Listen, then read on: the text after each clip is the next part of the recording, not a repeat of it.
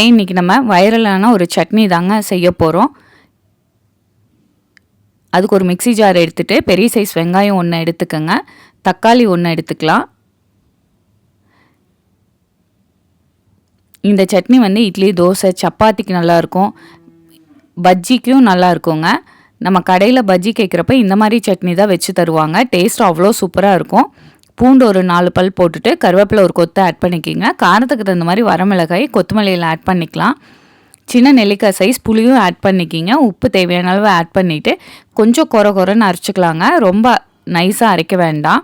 Travel பண்ணுறப்ப கண்டிப்பாக இந்த மாதிரி சட்னியை ட்ரை பண்ணி பாருங்கள், அவ்வளோ சூப்பராக இருக்கும். இதுக்கு தாளிக்க தேவையில்லை, நல்லெண்ணெய் மட்டும் 2 ஸ்பூன் ஊற்றிட்டிங்கன்னா அப்படியே சர்வ் பண்ணிக்கலாம். நான் இன்றைக்கி தோசையோடு சர்வ் பண்ணேங்க. இது பணியாரம், இட்லி, தோசை, சப்பாத்திக்கு, பஜ்ஜிக்கு எல்லாத்துக்குமே சூப்பராக இருக்கும். கண்டிப்பாக ட்ரை பண்ணி பார்த்துட்டு கமெண்ட் பண்ணுங்கள். சேனலை சப்ஸ்கிரைப் பண்ணுங்கள். Insta, Facebook follow